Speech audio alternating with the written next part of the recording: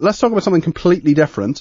This is Club Penguin, and this is that 3 people have been arrested for running an unofficial version of Disney's game Club Penguin. Now, Club Penguin is a sort of social network for children. It was shut down a few years ago. There are other sites that have been set up pretending to be Club Penguin, including one which uses the name Club Penguin Online.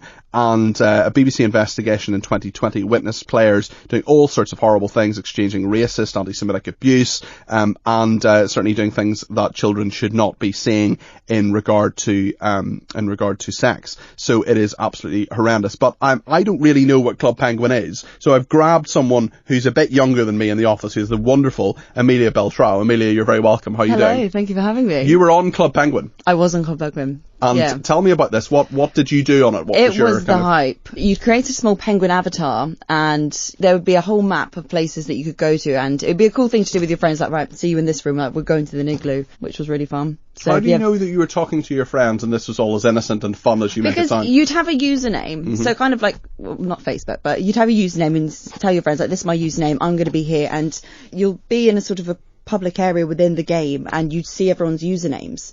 So, cool. So you say, like, right, let's go to the club, and then we just make them all dance. Well, it all sounds pretty fun and innocent. Let's talk to Joseph Kotrie-Monson, who is the editor of the textbook Cybercrime, Law and Practice. Joseph, you're very welcome to Talk Radio this morning. Thanks for making the time on Easter Saturday. How are you? Good morning, Peter. Doing great. There are unofficial Club Penguin sites that have moved, that have started here, and the police were acting on the wishes of Disney as well, taking down what is a sort of a clone of the first social network for children here. What has happened? How has this been allowed to occur? And is the law in the right place in this regard in terms of keeping children safe? Yeah, it's interesting because I think if this wasn't as a result a bit of a bungle by Disney in shutting down the site, rather than kind of selling it on or something like that, leaving these tens or even hundreds of millions of users, children, without their first social media platform, then this probably wouldn't have happened, because this isn't,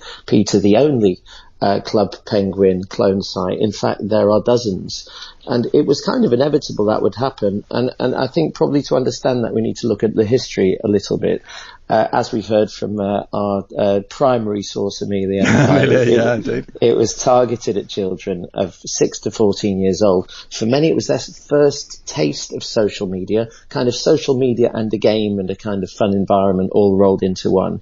And given the wide range of ages of those users, of course, it was essential for the site and the company with responsibility for that site to regulate the behaviour. Protecting children from predators online, of course, is essential.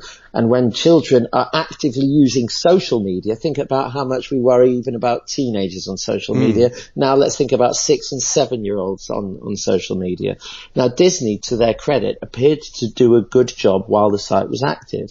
Amelia, you're nodding your head there. You think you were kept safe as a child? Yeah, because I remember that they were very explicit in terms of the rules that they had at the beginning when you were setting up an account, where they said that if you were to swear or say anything inappropriate, they would immediately block you and your email. Correct, I might be wrong, but they'd block your email as well, so you wouldn't be able to set up another account under that email. Obviously, then you have the issue of setting up you could deal with another email. But these clone sites, Joseph, presumably it's easy to subvert those rules and for dangerous people to get in and to show things to children that they shouldn't see. It's not even as difficult as subverting them in some ways, because there were the main way in which it was regulated one main way it was regulated is you had Disney employees strolling around the environment virtually, looking out for bad behaviour and dealing with it. So you had a combination of programs designed which would filter, or plugins which would be filtering out bad language and recognizing it and banning people and all that type of stuff, but actually people actively doing that. The problem is that Disney, as soon as this software, in their view, started to become unprofitable or not part of their future business plans, they summarily just shut it down in 2017. And in a slightly kind of trite, and in retrospect, I think a little bit of an arrogant final message, encourage their users simply to waddle on. Now, if you're 6, 7, 8 years old, and that's become a part of your routine. Yeah, and it's how you interact how you interact with your friends after school or in holidays or whatever. Yeah. Can you imagine how adults who are supposed to behave in a more mature way than children would behave if Facebook was shut down this afternoon. Absolutely. You know, not paused for a few hours like we had last year, but actually shut down. You know, now it's right, in 2020 there was this BBC investigation, but no arrests or seizures despite the fact, Joseph, it found racist, homophobic, anti-Semitic, sexual messages flowing freely on the authorised platform. Saw children playing alongside adults, I'm reading here. That's right, and I think what you have is a combination of, on the one hand, let's say 17-year-old once Club Penguin users who are being juvenile and a bit sick, but on the other end of the spectrum, I'm sure that you have the possibility of truly predatory behaviour. So there are people who just like to shock and all of that type of stuff, but you can't rule out, and really the danger is that children were genuinely at risk. To the credit of the City of London Police, who appear to have taken the bull by the horns on this, where other regulators who could have been looking at this apparently haven't. Well, these things do take time, and we have seen arrests. We have seen apparently some seizures of servers, etc., and the site appears to have been shut down. So that's kind of, you know, good news on the one hand.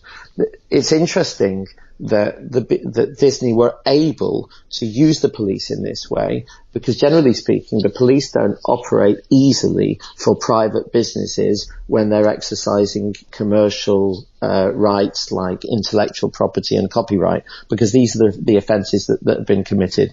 In our current climate, really, these are regarded as civil matters. The police will say, go to the civil courts, unless and of course the civil courts can issue injunctions, and they can do precisely what the police have already done in terms of shutting down sites. But unless you're Disney and you've got political clout, but probably more importantly, unless there's a real risk that there are children who are, you know, there is a potential safeguarding issue, and it's serious. And it's not just safeguarding in terms of just briefly, Joseph, what is your advice to parents? Because on these kind of, you know, knowing how genuine these copycat sites are, other social media for children, what's your advice for parents? I just think that parents should police their own children incredibly carefully and find out as much as they can about what children are doing.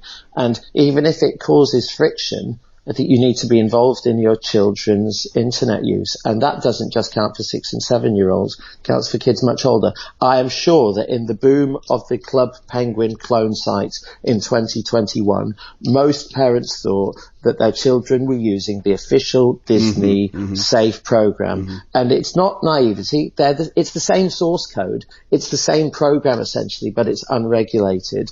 But you just have to be incredibly vigilant. Get to the bottom of what your children are doing online.